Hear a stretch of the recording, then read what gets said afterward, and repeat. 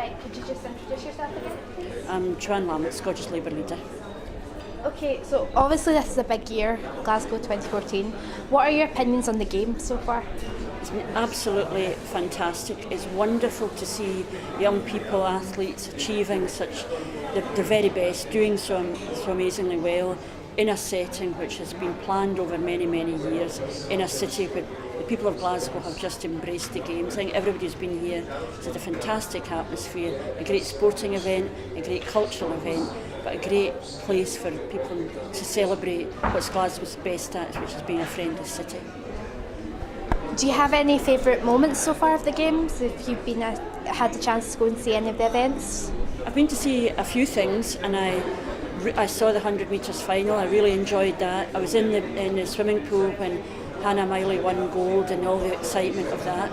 I suppose if there's really a particular moment, it was just that sense when you realised in the city, in the free areas, in the Glasgow Green, the people were just coming out to celebrate. And probably my most favourite moment was actually before the game started, when we saw the Queen's Baton travel round Glasgow and suddenly realising that people really wanted to be part of it, culminating in 8,000 people in Queen's Park, being there to welcome the baton and just having fun.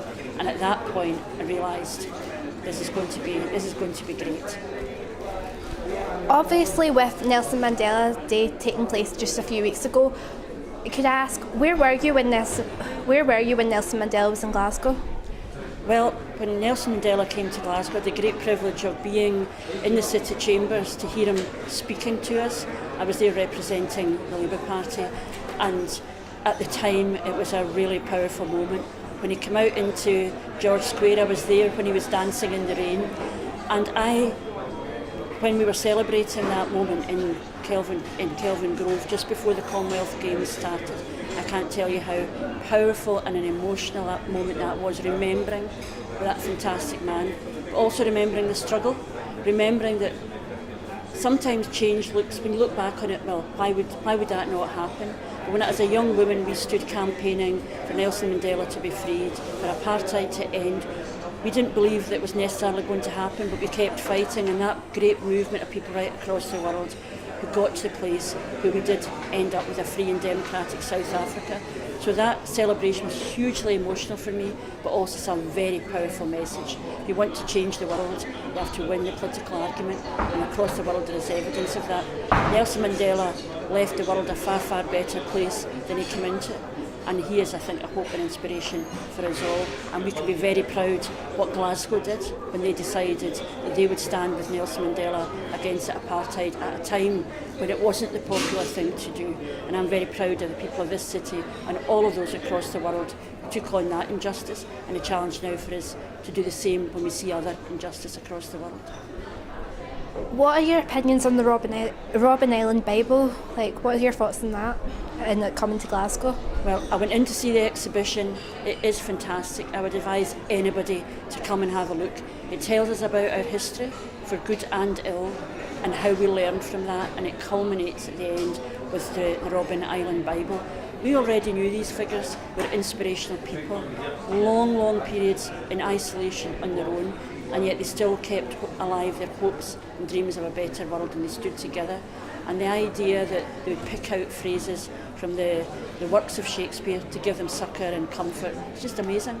And people should just come and see it, because it reminds us again two things. First of all, the evil that can be done in the world, but also the triumph of the human spirit when they come together to stand and resist that evil and make the world a better place.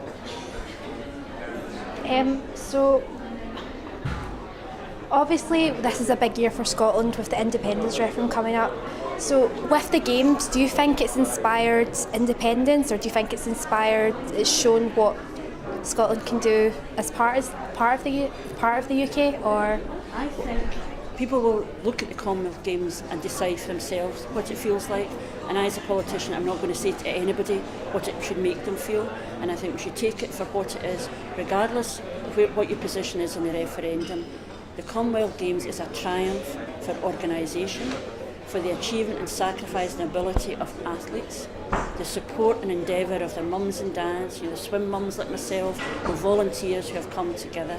and also it's a triumph for all of those, whatever their views on the referendum, a triumph for all of those who looked back in 2002 it was, I think, and said we could do this, and all of those people have come together. So this is no message for me around the referendum, but it is a message about we have a vision of how things can change, and then you work together to deliver it. We've delivered to Glasgow, to Scotland, to the world, great games and great opportunities, and that has been done with a great deal of hard work, but also with a great deal of ambition and will to work together. And that is not a message for the referendum. I think that's just a message for life. Obviously, being from Glasgow, the Commonwealth Games and the effect it's had in the city must make you so proud. We've run out of time. Oh. Okay, thank you.